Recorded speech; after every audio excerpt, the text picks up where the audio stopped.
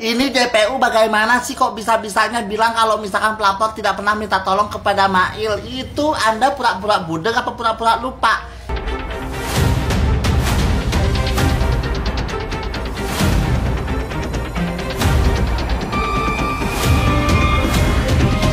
Telah digelar lagi sidang Nikita dengan agenda pembacaan replik, yaitu jawaban JPU atas pledoi atau nota pembelaan Nikita yang sudah dibacakan Kamis minggu kemarin, guys. Yang namanya replik sudah pasti bisa ditebak isinya apa. Sudah jelas isinya adalah menolak semua poin-poin yang ada di nota pembelaan Nikita dan tetap bersikukuh menuntut Nikita untuk tetap dihukum 11 tahun penjara dan denda 2 miliar.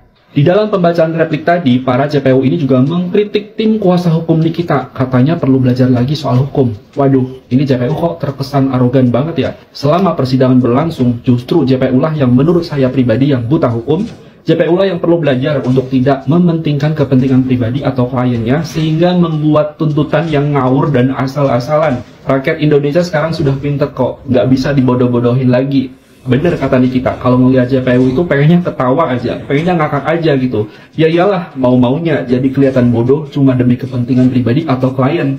Tinggal satu agenda lagi guys sebelum pembacaan vonis hakim, yaitu duplik atau jawaban dari pihak Nikita atas replik yang tadi sudah dibaca oleh JPU.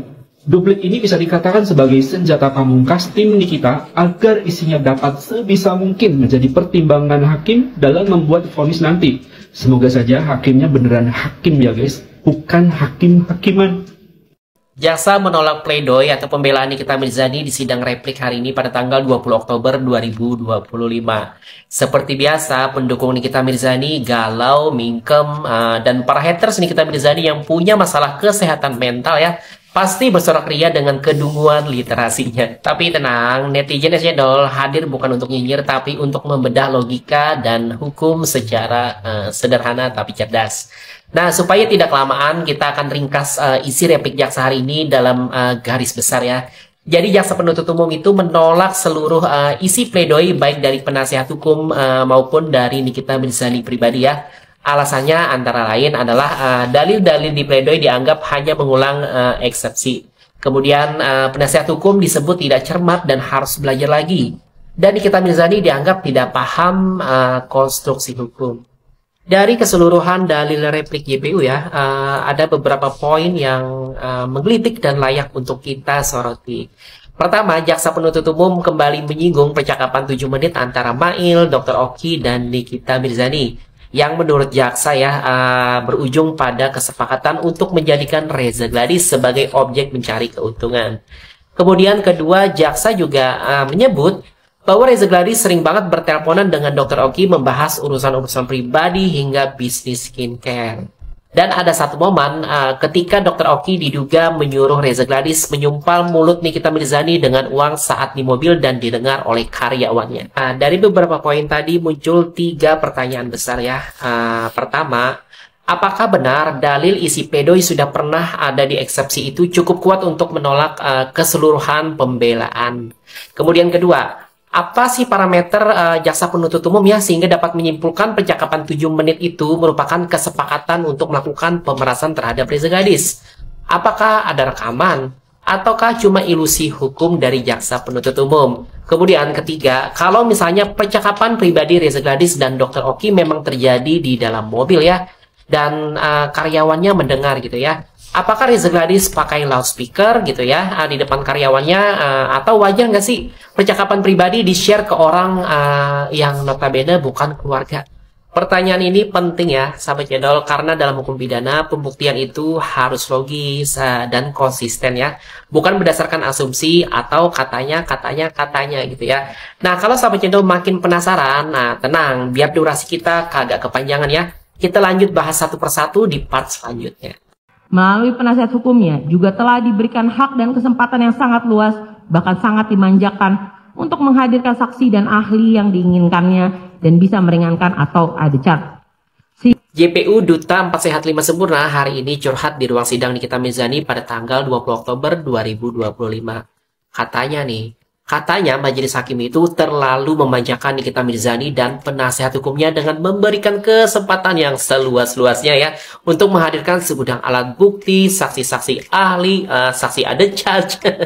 Kalau sampai jaksa penuntut umum ya curhat dan menjadikan ini materi dalam replik ya, jujur ya, to be honest ya, sahabat channel, ini gambaran kualitas penuntutan yang terbiasa menghadapi terdakwa yang pasrah ya, atau terdakwa yang memang minim literasi hukum gitu ya, atau mungkin juga terdakwa yang tidak ngerti hak-hak hukumnya, atau mungkin terdakwa yang terbiasa duduk manis di sidang tanpa pembelaan yang berarti gitu ya. Mungkin ya jaksa penuntut umum di sidang Nikita Mirzani ini kaget begitu ketemu PH dan terdakwa yang melek hukum ya, dan paham cara fight back di ruang sidang. Dalam KUHP ya, sahabat channel, tepatnya di dalam pasal 65 ya, terdakwa itu punya hak untuk menghadirkan saksi dan alat bukti untuk pembelaan. Hakim pun ya wajib hukumnya untuk memberikan kesempatan seluas-luasnya sebagai bagian dari fair trial atau peradilan yang adil. Hakim itu bukan memanjakan ya, bukan memanjakan terdakwa, tapi menjalankan kewajiban hukum. Jadi kalau misalnya jaksa penuntut umum, khususnya Duta 4 Sehat 5 Sempurna ini ya, merasa terlalu banyak saksi dan ahli gitu ya, yaitu bukan masalah pengadilan ya, tapi masalah kesiapan penuntutan. Karena di ruang sidang, negara dan warga negara itu harus seimbang posisinya. Bukan jaksa yang didengar, terdakwa disuruh diam gitu ya. Jadi, sahabat channel, curhatan si Duta 4 Sehat 5 Sempurna ini ya, bukan bentuk keadilan ya, tapi indikasi kaget ketemu pembelaan yang serius gitu ya. Nah, di part selanjutnya kita akan membedah hal-hal lainnya, khususnya di sidang Nikita Mirzani. Hari ini, Besti, si JPU-nya lucu. Apa katanya? Ami terlalu dimanjakan sama itunya, sama PH-nya. Ibu tuh pengen dimanja juga, atau bilang sama kita pasti dimanjain. Ya, nanti aku bilang sama teman-teman aku buat manjain ibu. Emang yang sana kurang memanjakan ibu ya? Gak rebes, ibu gak dimanjain ya. Harusnya ibu kan dimanjain juga. Ya, replik kayak gini tidak perlu disampaikan soal PH Niki, ngemanjain Niki. Itu mah urusannya mereka lah. Mau dimanjain kayak mau enggak? Ya wazar itu wazar. Si Ece. Badori. Terus apa katanya? Harus mereka tegaskan lagi bahwa cenah pihak terlapor itu tidak meminta tolong. Terus kata-kata tolonglah Mail, itu gimana itu? Itu apa? Suka ada-ada aja. Ya pokoknya mah saya ke depannya cuma mau nawarin aja, siapa tahu ya ini mah bisi iya mah bestinya, bisi lalebet angin. Perlu dikerok sama aku, sini aku kerok ya biar sehat kembali, sehat jasmani dan rohani. Apabila pada sakit ya karena kelelahan menghadapi persidangan yang bertubi-tubi ya kan. Sampai malam gitu. Bisi ini mah. Secara tadi hakim aja kan kayak di film-film superhero gitu, datangnya terlambat. Pada orang-orang udah nungguin dari pagi ya kan. Bisi ini mah. Saya siapkan pakai minyak urut Ami. Seperti itu lah. Nikita Mirzani dibilang sangat dimanjakan oleh JPU. Ini gue sebagai penonton gak salah denger apa gimana? Kalian jangan lupa ya bahwa penonton juga salah satu saksi yang mengikuti kasus ini dari awal.